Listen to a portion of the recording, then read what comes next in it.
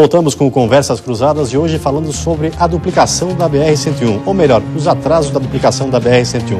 Aqui nossos convidados no estúdio, quais os pontos, na visão de vocês, especialistas, que são os mais complicados dessa BR-101 aí? Bom, Gregório, esse estudo aqui, ele chegou à seguinte conclusão no final.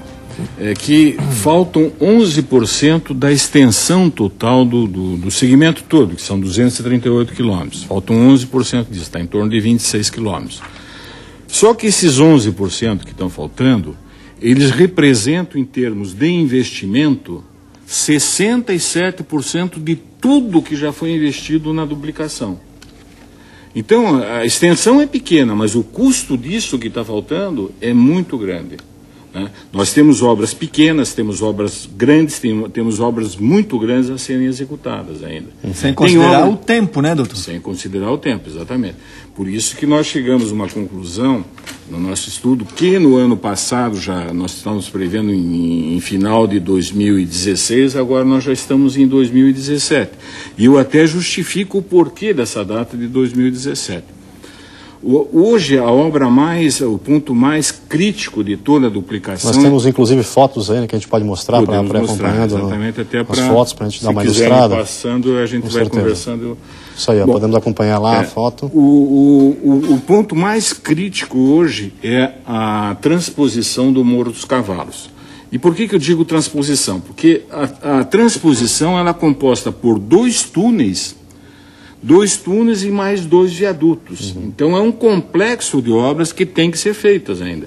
E essas obras só podem entrar em processo de licitação no momento que tiver o projeto executivo das mesmas concluídos. Por sua vez, este projeto executivo só pode ser executado após a aprovação, a liberação do IBAMA. As licenças, né? As licenças do IBAMA. Então, uma coisa fica prendendo a outra. Nós esquecemos que ali existe uma reserva indígena hoje, né?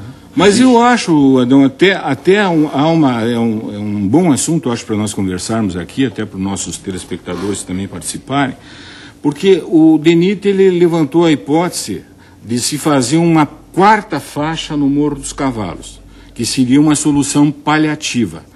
Eu, particularmente, tenho muito receio de solução paliativa que acabam se tornando definitivas. Faz-se uma 4ª faixa agora e não se faz mais o túnel. Então, essa é a minha grande preocupação. Então, vejo os senhores que, se for fazer o caso, por exemplo, dessa colocação que eu fiz do projeto executivo, da licença ambiental e da execução da transposição desses 2 túneis e mais 2 viadutos, isso é uma obra para, no mínimo, 3 anos de execução. Então, se tudo correr bem e o processo vir a concluir Inclusive, na tela a gente tem os túneis que vão ser feitos. Essa prancha, inclusive, são dos túneis na face sul dos túneis. Né? São 2 galerias, né? uma no sentido norte-sul e a outra no sul-norte. Inclusive, né? com túnel falso lá, né? Inclusive com a parte falsa em cima. Né? Então, se nós considerarmos que essa obra demora mais ou menos 3 anos, e se o processo licitatório correr tudo muito bem e vir a conclusão dele, a assinatura do contrato, vir a ser feita no começo de 2014, nós automaticamente estamos chegando em 2017. Que é o ponto crítico de toda a obra. E nós falamos, inclusive, da capacidade da rodovia. Os municípios, a gente sabe que vão crescendo em volta da rodovia e cada vez mais e fica mais complicado. Hoje a gente vê que, antigamente era final de semana, havia engarrafamento e atrás de engarrafamento. Hoje é dia de semana, horário normal, não se tem isso. Se me permite, né? Está sendo muito falado da extensão toda da BR-101. Estamos deixando de lado a parte urbana. O que estamos vivendo hoje entre Biguaçu e Palhoça, passando por São José? É impossível mais transitar a qualquer hora do dia. Você começa com a fila em Biguaçu e vai terminar depois do pedágio em Palhoça e vice-versa, a qualquer horário do dia, não tem mais horário de pico. Onde vamos parar agora às vésperas de um verão, de um final de ano, de uma temporada de turismo e tal? Vem com um paliativo, vamos tirar os caminhoneiros da rodovia da sexta-feira à tarde e domingo à tarde. Quer dizer, e a classe produtiva como fica? E o direito de ir e vir? O custo só aumenta. E aí? E infelizmente, né, agora existe... E desses paliativos em paliativos vão embarrigando a alça de contorno, a própria duplicação, conclusão, e entre outras obras de infraestrutura que são o verdadeiro gargalo para o desenvolvimento da nossa região. Eu estou falando em nossa região, nem estou falando na extensão toda da BR-101, que é de Torres, Osório até, né? A alça de contorno é uma própria incógnita, né? Se ela estava prevista no contrato de concessão para ser entregue em 2012, eu pergunto, onde é que está o contrato?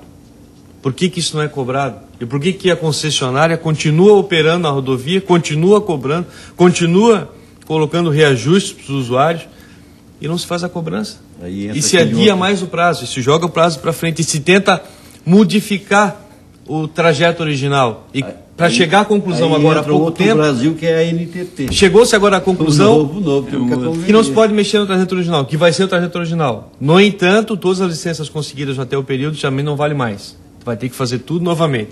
Então, com muito otimismo, já que nós estamos aqui com otimismo, né, 2017, o que nós infelizmente não acreditamos. Inclusive, é possível cobrar pedágio? A pessoa utiliza os dois trechos, tanto duplicado quanto não duplicado, está ainda em andamento. É possível, essa cobrança é legal, e ainda a questão do pedágio também foi algo que foi colocado num local que ele não poderia estar, né? Mais uma vez, erro de concepção, né? Erro de projeto. Não é erro de projeto, porque foi um erro, porque na época que foi instituída a concessão da parte norte, a duplicação se encerrava no quilômetro 216. E por uma questão de logística, isso foi transportado para o quilômetro 222, onde existe a lei. Tá? E foi a NTT, quando lançou o edital, o Ricardo sabe muito bem disso, existia prós e contras. Tá? Onde nós fomos surpresos com essa empresa espanhola, que está aí hoje, inclusive com subsídios do governo espanhol na época, o Ricardo sabe disso, tá? E que acabou ganhando isso aqui, porque no jargão popular, a vaca já estava com o leite pronto, ela só puxou e está fazendo as coisas aí. E mas a própria construção da alça, 90% dela, se eu não estou enganado, 90% dela é financiada pelo BNDES. Não, mas aí é um financiamento da empresa. Da empresa, não é do Estado. Não é do Estado. Agora, aí é que eu acho que vem a importância da sociedade tomar conhecimento do que está ocorrendo, né? Porque esse problema da alça de contorno, ele também surgiu, pelo menos para a sociedade catarinense, fruto de um trabalho feito pelo CREA, pela Federação das Indústrias, no segmento da BR-101 Norte. Quer dizer, na época tinha esse problema, mas tinha um problema das vias laterais e tudo mais. Então foi feito um acompanhamento de todo o contrato no segmento entre Palhoça até São José dos Pinhais, que é onde termina o contrato.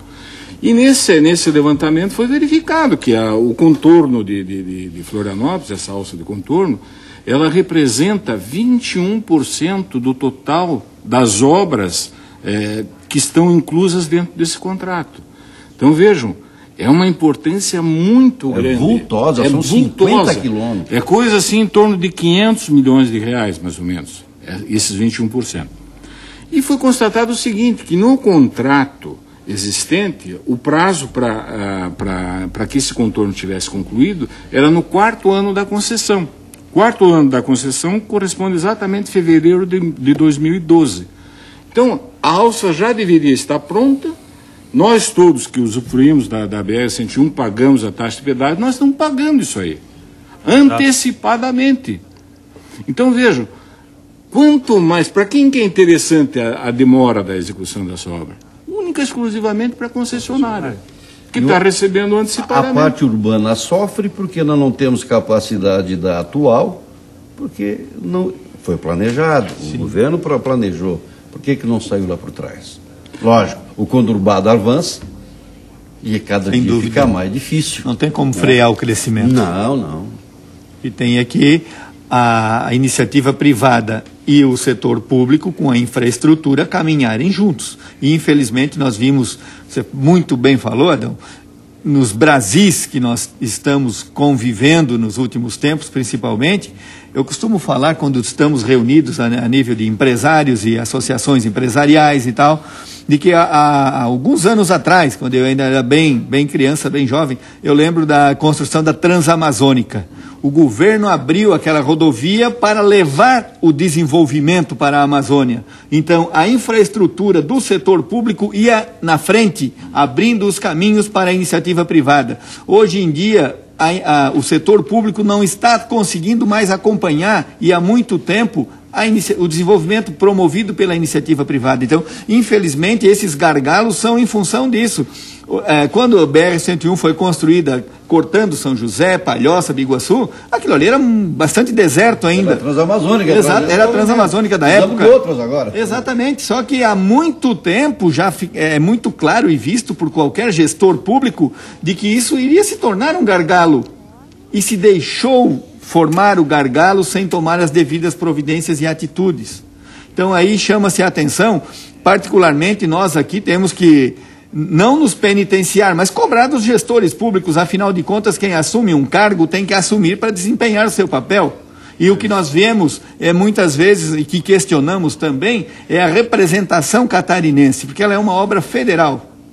E é uma representação que tem que ser defendida. Adão, você falou muito bem, quem sabe temos que ir a Brasília para brigar por essa obra, mas nós agora vamos, inclusive com recursos próprios, ir a Brasília para brigar com quem? Defender o quê de quem? Nós temos representantes lá eleitos para isso, não temos? Cadê? Mas eu até gostaria, nós estamos desvirtuando um pouquinho da BR-101 Sul para a via de contorno, mas tudo é a mesma coisa. Não, faz parte. BR-101. Faz parte. Agora, a bem da verdade, acho que a gente tem que colocar o seguinte, que quando foi levantado esse problema aqui, há 2 anos atrás, o Tribunal de Contas da União acompanhou para e passo o que estava acontecendo.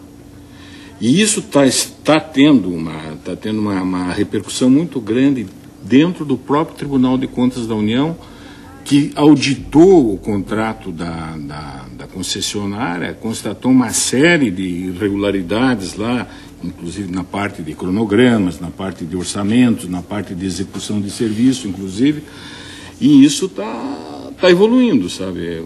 Então a gente tem que considerar que realmente as coisas estão mudando no Brasil, felizmente. O problema é, não diria mais nem a paciência do nosso povo, né?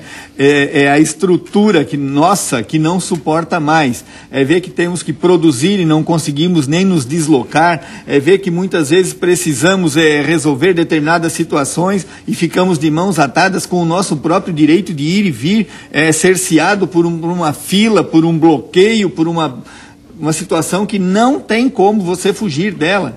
Então, infelizmente, nós estamos reféns de uma situação que foi deixada chegar a tal e de que não é da nossa responsabilidade. Por que eu digo isso? Porque os nossos impostos estão sendo recolhidos, as nossas obrigações estão sendo cumpridas e alguém não está cumprindo a sua. Não vou aqui dizer que foi esse ou aquele. Agora, infelizmente, alguém está pecando para que isso esteja nessa situação aí, e isso também não vou dizer agora. Isso aí é coisa já que deveria ter sido pensada num passado de 20, 30, 50 anos atrás. E nós estamos falando de uma rodovia que era para ter sido concluída no programa Avança Brasil, lembra, Ricardo? Sim. Do governo do Luiz... Foi em 2000, né? Foi em 2000. 2000. E sobre esses tantos atrasos, a gente vai deixar para daqui a pouquinho, a gente conversa um pouco mais sobre esses atrasos na BR-101. É um instante só, a gente já volta.